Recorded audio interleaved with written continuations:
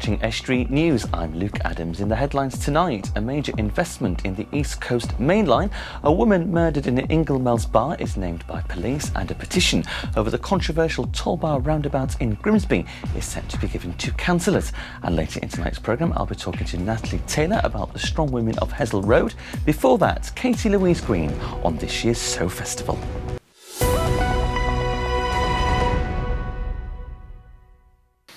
But first tonight, a major investment in the East Coast Main Line has been announced by the government. £780 million will be spent to upgrade lines on the route, which links parts of Yorkshire to London and Scotland.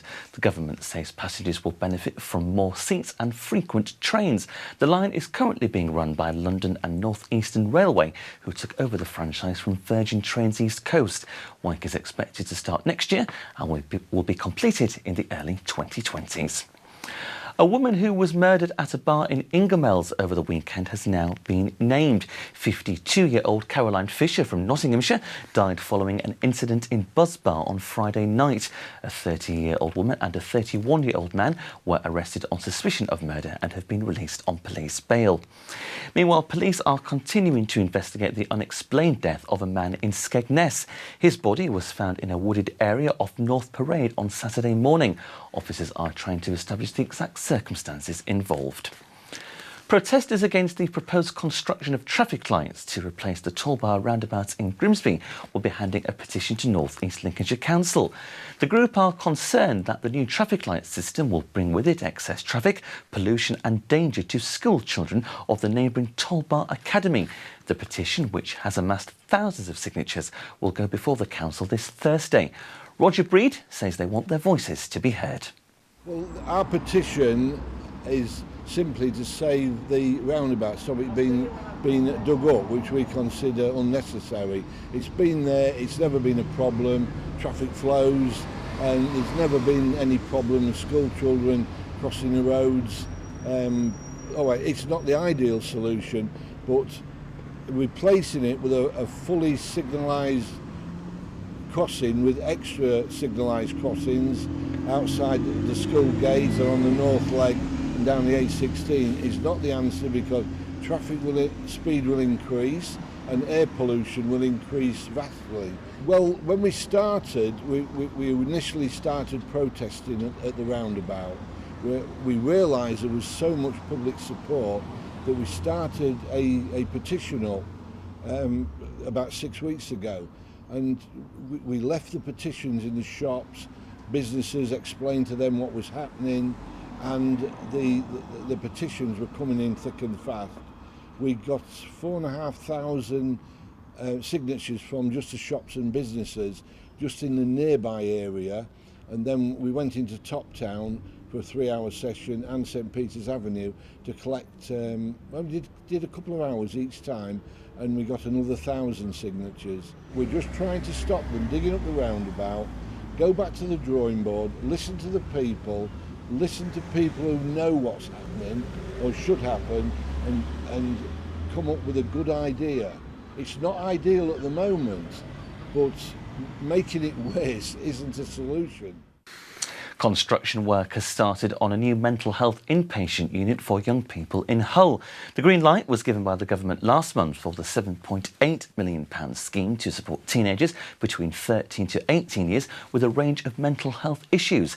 The new unit aims to reduce out-of-area placements, cut the length of inpatient stays and lead to better outcomes for young people. The centre is expected to be open next autumn. Meanwhile, the charity Mind is working with schools to improve students' mental health. Hull and East Yorkshire Mind is the first charity in the country to receive funding for the Whole School Approach project. There will be workshops, one-to-one support and assemblies about mental health. 4 schools are involved. Scunthorpe's new indoor market has unveiled its official name. St John's Market is taking over the former BHS building in the town centre. The market is due to open next year. It forms part of North Lincolnshire Council's £60 million investment in the town. Councillor Rob Waltham, leader of the local authority, says St John's Market will cater to all tastes. I think it's quite important for us because it's the first of the milestones that will see a new market opened in Scunthorpe, but also at the same time it recognises some of the history of the area, because St John's Church has for 200 years occupied the skyline in and around Scunthorpe, and so it seems right that we're in such close proximity to it that we would call it St John's Market, and it's a great first start for when the market opens early next year. Well, we do everything from the council perspective. We look at the business model, we look at how we can afford it, we look at how it's deliverable, and we look at the options that are available to us. And so as part of the business planning process, we needed to vastly improve the market. We needed to keep our promise, which was to deliver a new market for Scunthorpe, of which I'm pleased we could put a big tick next to both of those, and obviously bringing back into use a building that had frankly been redundant for some years. We wanted to make sure that happens as well. So on this Friday we'll be having a consultation event, so members of the public will have their first opportunity to look in the store with new plans about how the store will be laid out. I think secondary to that is obviously the traders have been in, they've been working with us for some months now to make sure that we design the market that they want, because it's a collection of a range of businesses. I think a new market is probably best described as a department store, because it's got lots of different facets all under one roof, and that's what we want our new market to be. Councillors in Lincoln met today to discuss whether plans for a new outreach team in the city to tackle antisocial behaviour and drug addiction will be given the go-ahead. There has been a sharp increase in spice zombies, individuals affected by a strong form of synthetic cannabis. Lincolnshire Police say they have seen a spike in incidents and need to do more to tackle the problem. City of Lincoln Council hopes the new team will reduce incidents and focus on people who regularly cause antisocial behaviour. Thousands of runners took on the Great Grimsby 10K yesterday. Around 4,000 people lined the route, which started in the town centre and finished in People's Park. The first wheelchair athlete across the finish line was Liz Ternan. The women's race was won by Notts AC athlete Alistair Watson. Nicole Roberts won the women's race. The race was launched in 2016. Orsted say they will continue to run the event for another 3 years. An extra £3 million has been awarded to a flood scheme in Hull. The Holderness Drain Flood Alleviation Scheme will reduce the risk of flooding to more than 800 homes in Bransholme and Sutton. There are nearly 140,000 homes at risk of flooding across Hull, the highest number in a single urban area outside London. A food bank in East Yorkshire is appealing for donations over the summer. The East Yorkshire Food Bank says staff are expecting requests for emergency food to soar by up to 40% during the school summer holidays. Meanwhile, food banks in Skegness say they are expecting more people to come through their doors over the summer. The number of people using food banks in the town has increased by 500% in the last 2 years. 550 days' worth of food was handed out last month alone. A Hull business which has operated for more than 100 years has now closed its doors for the final time. The premier work and leisure wear store on Hesel Road had been trading for 120 years, supplying protective workforce to several businesses in the city. Bosses say the rise in online shopping has caused the store's demise.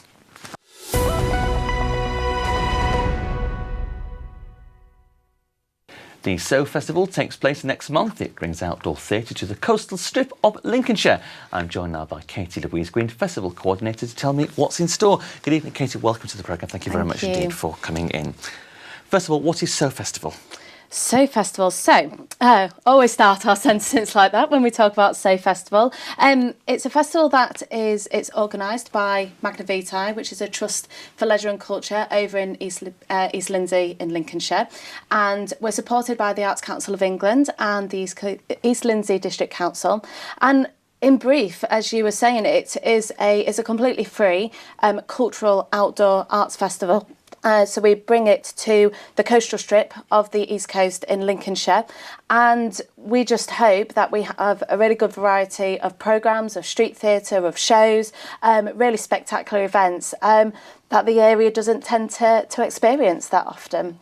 What can people expect from this year's event, Katie? So this year, it's quite a unique year this year, because we've got a new artistic director who's called Jens Freeman Hansen, and he is over from Denmark because he runs a very successful cultural theatre over there and a Passage Festival over there too. So he is bringing with him this European flavour to the festival this year. which it's really unique, and we're really excited to have that. So we've got companies that are all over Europe, and they're currently travelling all over the world. Some of these companies haven't even visited the UK yet, and there's such a range of scale in performances as well. So we will see street theatre shows that are quite intimate, some things that you can only see, and there's only 8 audiences, so it's a really intimate experience. There will be fire involved, we've got water involved, we've got a screen that is being lifted up by a crane, one on the Saturday evening, and so there's a lot of aerial acrobatic shows. There's a lot of comedy, a lot of slapstick this year, real variety, so we're really looking forward to having it. Sounds to like a the area fantastic this schedule, year. something to suit everybody by the sounds of it there. Absolutely. Yes. When does it kick off? Is it the 31st of August? 31st of August. So we are opening the festival in Mablethorpe during the daytime. So we kick off at 12 o'clock, and then we will be over in Skegness and on the Saturday and the Sunday. So 1st and 2nd of September, kicking off at 12, and the Saturday we go right through to the evening till about 10 o'clock time, and Sunday we finish about tea time. Wonderful. So it's an absolute jam-packed programme. It sounds like it'll be a great festival, and let's hope the good weather continues. I know, fingers crossed. Katie, thank you very much for being Absolutely, my thank guest this you. Monday evening. Join me after the break when Fred brings us all the latest sports news, and I'll be talking to Louise Crummond and Natalie Taylor about the strong women of Hessle Road.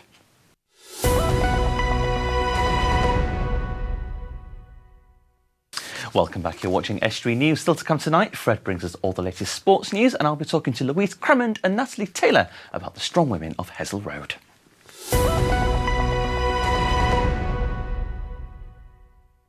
The MP for Beverley and Holderness has joined forces with local councillors over traffic problems in Preston. Graham Stewart has written to East Riding Council to highlight residents' concerns over the volume of traffic going through the village. Residents say traffic is hazardous during the morning and afternoon school runs, and parking is becoming a problem with drivers blocking access and pavements. Mr Stewart is urging the local authority to look at what can be done to tackle the issue. Library users are being asked to have their say on the future of the Avenues Library in Hull. The local authority is consulting on proposals to relocate the library from its current location on Chantlands Avenue to a new community arts hub on Park Avenue. The consultation will seek to understand the views of the local community, frequency of visits to the existing library and future services. The consultation is open until the 9th of September and can be accessed via hcandl.co.uk/libraries. An exhibition celebrating 70 years of the NHS will be on display in Hull tomorrow. Hull and East Yorkshire Hospitals NHS Trust will be showing 70s uniforms, antique medical equipment and photographs. People will be able to travel through the decades to see how health services have evolved before, during and after the creation of the NHS. The exhibition will be at the Medical Education Centre at Hull Royal Infirmary from 1 o'clock tomorrow. 50,000 people turned out for Hull Pride this weekend, making it the most successful Pride to date. The event in Queen's Gardens on Saturday saw Girls Aloud singer Nadine Coyle and X Factor finalist Marcus Collins entertain the crowds. A parade through the city centre involved a display of 30 flags celebrating each of the 30 human rights. Now in its 16th year, the event raises awareness of LGBT issues and promotes inclusivity.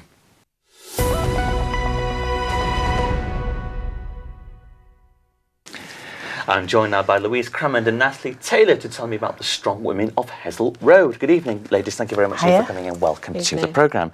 First of all, what is the strong women of Hessle Road? It's a group that we've decided as a community to set up to bring women together, all women of Hessle Road, past, present and future. So you either used to live there, you live there now, or you think that you maybe want to move to the area. And it's about coming together to deal with any issues that could be like within your own lifestyle or environmental issues, anything really that you want to deal with that we see that we can help with. Then it's really about us all coming together to make decisions for our own communities, futures, families, that sort of thing. So a great way, Louise, of giving these strong women of Hessle Road a voice to express their issues, like you say, in the local community. Absolutely. The idea behind it all is that women come together and collectively we decide what the issues are. The group will decide what response and what action they want to take. This is very much about women leading the way, showing the fact that women are leaders, to look at aspirations. Why are our young women of Hessle Road, why are their aspirations so low? Why have we not got young women that are talented coming from the area, becoming scientists, becoming engineers? Why are the aspirations not there to be greater, to actually achieve greatness? What are some of the issues the women of Hessle Road are currently facing, would you say, through your work at Groundwork, Louise?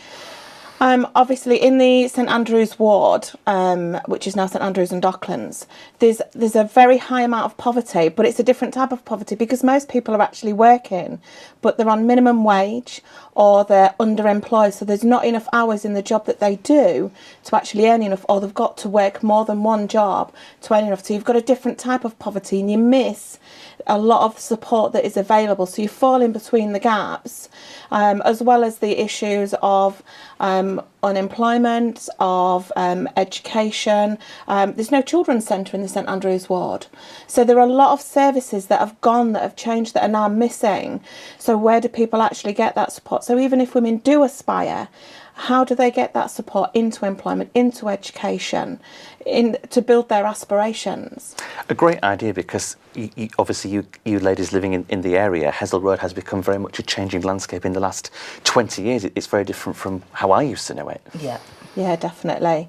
I mean, I am a woman that works in the area, so I don't live in the area, but I work in the area. And I've come over from Grimsby nearly 20 years ago, but Nat's given me a passport now, so I'm fine. But it's changed so much. We've lost an industry. Yeah. Very similar to my hometown, Grimsby, lost their industry as well. So there's a gap, and that gap hasn't been filled. So you've got an area that's got a very transient population. It's an area where there's still large traditional houses, and landlords, property owners are buying up property and letting them out as shared houses because it's cheap. It's easy to do because of the legalities around HMOs for the Hull City Council. It's much easier for people to come into that area and do that. So you're taking away families from the area and making a transient population. You've got groups there that are they've been there, like Nat, her family's been there how many generations now? 6. To people that are either not from from England themselves, have come into this country as economic migrants that are working, putting into the community, to people that are very transient, that are just in bed sits and then moving on. So you haven't got a steady community that it was maybe 20, 30 years ago. Everybody knew each other, didn't they, Nat? Yeah. Is it still a great place to live, Nat, Hessle Road? Absolutely. Definitely, 100%. That's good. You're a great advocate. In your words, why is it such a great place to live and work? Yeah. You've still got, I know you're saying that we have got a transient population, but the people that are there that have been there for years have still got that ethos. You know, they're very much a helpful community. If you've got a problem, come on, let's get together, let's sort it out, let's share our issues. It's strong, isn't it? Very strong community. So it really comes from that history and heritage of the fishing industry, even any of the maritime, and we are still embracing that today. Like you say, it has unfortunately broken down slightly, but this is why we want to rebuild on that history and heritage. It sounds a great project. Very quickly, in 10 seconds, the event is on the 1st of August. Yeah. Where is it at? It's at the Western Library Community Garden on the Boulevard. From 1 o'clock. Wonderful. Yeah. Thank you very much indeed. Thanks for having us. Now here's Fred with all the sports news.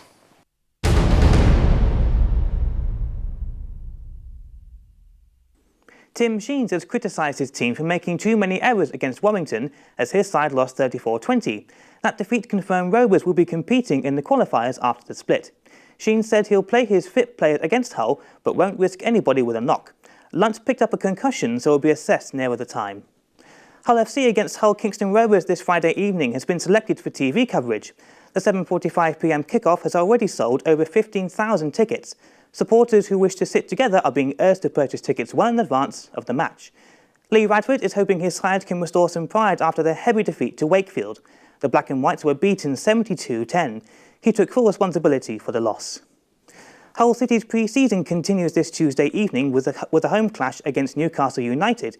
Nigel Adkins announced on Saturday that Andres Mazuch will miss the start of the new season with a knee injury, ruling him out of that game. Jared Bowen may also sit out after a slight foot injury against Lincoln last week. John Terrell will not be in the squad as he also nurses a slight knock. Adkins felt their last fixture, despite a 1-0 loss, still had positives after improving the fitness of his squad. The new championship season is just underway, just under 2 weeks away. Scunthorpe ended their pre-season tour of Austria with a 3-0 win over SV Wolfsgrunau. Fulham lonely Stephen Humphreys netting a brace with Connor Townsend, also amongst the goals. Summer recruit Scott Dales has stated he's excited for the new season. The current pre-season is the first one he's been involved in, having no such thing over Mickle over. The midfielder claimed playing in Austria has been hugely beneficial and helped him settle in. The squad returned to England with 2 more home fixtures before the season begins, the first of which is Nottingham Forest on Wednesday evening. Kick-off for that is at 7:30. United have amended one of the upcoming season's away fixtures. Although months away, the Iron want to remind fans the match against Doncaster will now kick off at 12:15 on Saturday the 15th of December. This comes after a request from South Yorkshire Police. Anyone wanting to attend this game can find ticket and travel information 6 weeks prior to this date. Tickets are now on sale for the Sunderland away fixture on August 19th. The Iron have been given an initial allocation of 1,000. Rotherham boss Paul Wern claimed his side's pre-season match with Grimsby Town was more of championship clash than that of League Two. The team played 4 blocks of 30 minutes, giving both managers the option to rotate the squad accordingly. Grimsby Town's next game comes against Doncaster Rovers at Blundell Park this Saturday. Kick-off for that game is at 7:30. That rounds up our sports news for today. Back to Luke in the studio.